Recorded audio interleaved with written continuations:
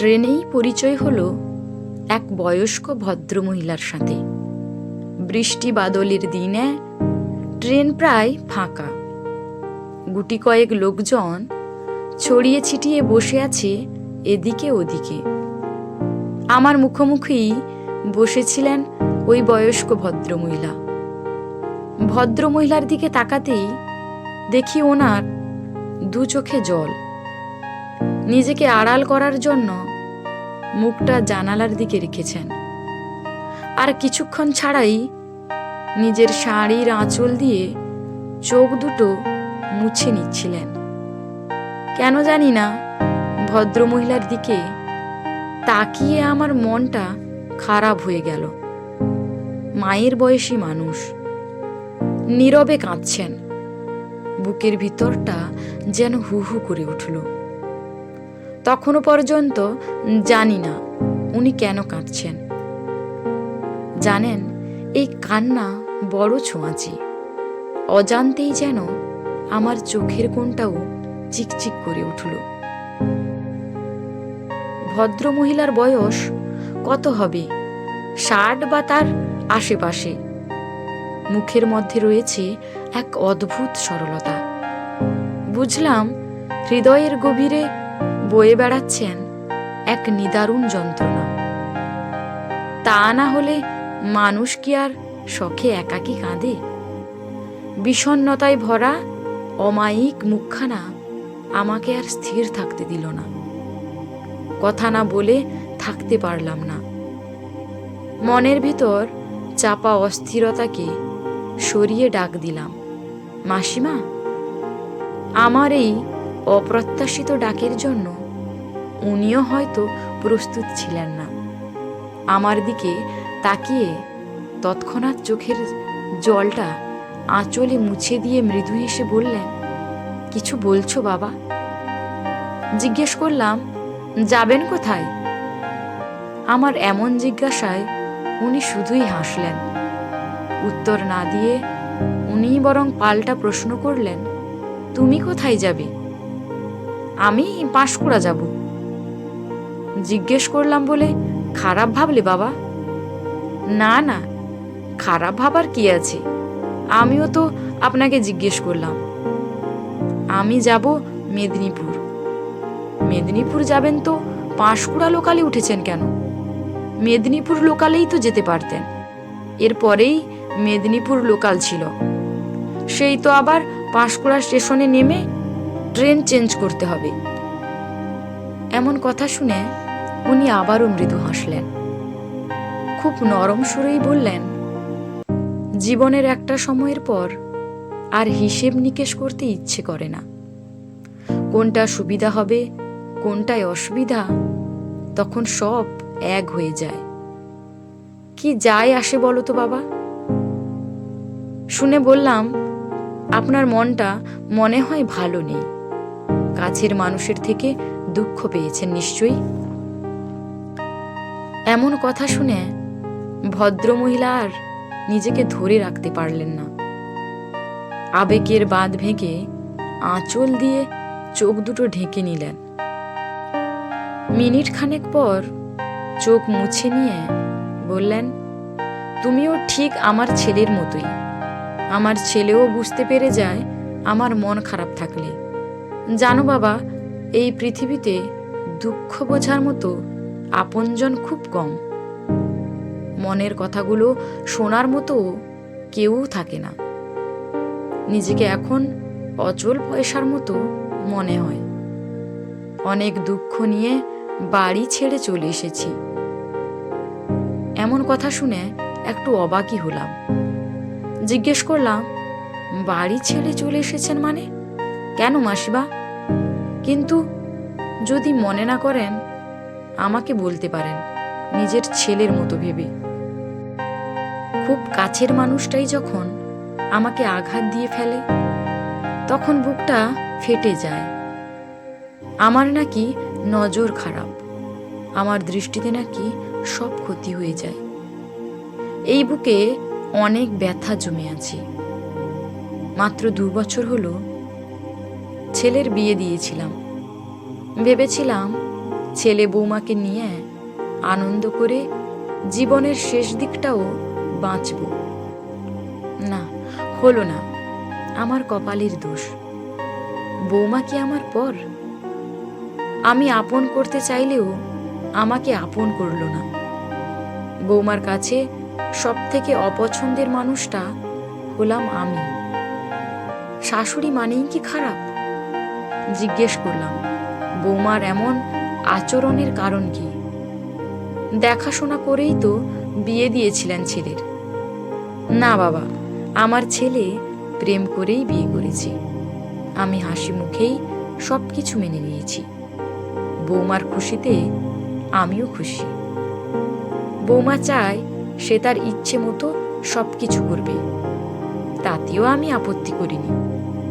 প্রতিদিন 10:30 11টায় ঘুম থেকে ওঠে, তাতেও আমার অসুবিধা নেই। কিন্তু টুকটাক বাড়ির একটু আধটু কাজটাও তো করতে হবে। 2 বছর ছেলের বিয়ে হয়েছে, আমি রান্না বান্না সব করি। বৌমা আমাকে একদিনের জন্যেও একটুও সাহায্য করেনি। ছেলে অফিসে যায় সকালে, তার টিফিন, তার সকালের খাওয়া দাওয়া সবটাই আমাকে দেখতে হয়। ছেলে বেরিয়ে যায় 8:30টায়, একা হাতে পেরে উঠি না।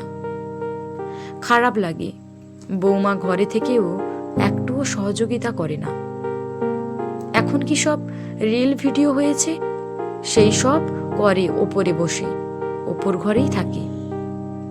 সে করুক, কিছু তো একটা নিয়ে থাকতে হবে।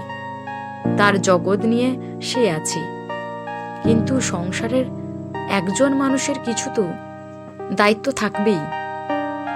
আমার ছেলে বৌমাকে একদিন বলল, মাকে একটু আধটু হেল্প করতেও তো পারো। বলল, তোমার মাকে হেল্প করার জন্য আমি এ বাড়িতে আসিনি। ছেলে কিছু বললেই বৌমা ভীষণ অশান্তি করে, থানা কোর্টের ভয় দেখায়। বিশ্বাস করো বাবা, থানা কোর্টকে ভীষণ ভয় পাই আমি। বৌমাকে একটা কথা বলার মতো সাহস হয় না। মা বাবা কি সন্তানকে বকে ঝকে না? আমার সে ক্ষমতা নেই। কাছে বাপের বাড়ি বলে সপ্তাহে 2-3 দিন চলেই যায়। সে যেতেই পারে, বাবা মায়ের কাছে, এতে আর অসুবিধা কোথায়? সেদিন শুধু বলেছিলাম, বৌমা শরীরটা ভালো নেই আজ, রাতের রান্নাটুকু করে নিও। বলল, কোন দিন শরীর ভালো থাকে আপনার? আমাকে রিল বানাতে হয়, ওখান থেকে 2 টাকা ইনকাম করি। আপনার মতো তো আর বেকার নয়, 1 টাকাও তো ইনকাম করতে পারেন না। শুনে আমি বললাম, কি সব বলছো বৌমা? রিল বানাতে গিয়ে তুমি বাস্তব জীবনকে ভুলে যাচ্ছ। আমি আপনার টাকায় খাইও না, পরিও না, আপনার কোনো কিছু নিয়েও বসে নেই। আপনি বরং আমার বরের টাকায় বসে বসে খাচ্ছেন আর জ্ঞানের কথা বলে যাচ্ছেন। এদিকে রান্না করতে গেলেই আপনার শরীর খারাপ, বাহানা ভালোই দিতেই পারেন। আপনার মতো মানুষ বলেই এসব কথা বলে। বিশ্বাস করো বাবা, এই কথাগুলো শুনে মনে হলো কেউ যেন সজোরে আঘাত করলেই বুকে। এই বয়সে এসে আর কতটুকুই বা খাই। জিজ্ঞেস করলাম, বৌমা তুমি খাওয়ার খোঁটা দিলে? বলল, ঠিক কথাই বলেছি, আমার বর ভালো মানুষ বলে আপনি এ যাত্রায় বেঁচে গেলেন। আপনার মতো বিষগাছ যতদিন থাকবে ততদিন সকলের অসুবিধা। আর ইচ্ছে হলো না থাকতে। ছেলেকে এত কথা জানালে ছেলে বৌমাকে জিজ্ঞেস করবে, তাতে আরো অশান্তি বাড়বে। আমার ছেলেটা শান্তিতে থাকতে পারবে না, থানা কোর্টের ভয় দেখাবে। তার থেকে বরং শান্তি ভালো। আমি চাই ছেলেটা অন্তত শান্তিতে থাক। ছেলেকে শুধু বলেছি, তোর পিসির বাড়িতে গিয়ে কদিন থাকবো। আমার 2 ননদ, আমাকে খুব ভালোবাসে ওরা। ননদের ছেলে মানে আমার ভাগনা আমাকে বলেইছে, তুমি সারা জীবন আমার কাছে থেকে যাও। আজ থেকে আমি ননদের বাড়িতেই থাকব, শুধু আমার ছেলের ভালো চেয়ে। ছেলে অফিসে বেরিয়ে যাবার পর আমি বেরিয়ে এসেছি। বৌমাকে শুধু একটা কথাই বলে এসেছি, তুমি ঠিকই বলেছ, তুমি আমার খাও না পরও না। তুমি কিছু নিয়ে বসে আছো কি না যদি বলো, আমার সব থেকে দামি জিনিসটা তোমার কাছে আছে, তার খেয়াল রেখো, তার যত্ন করো।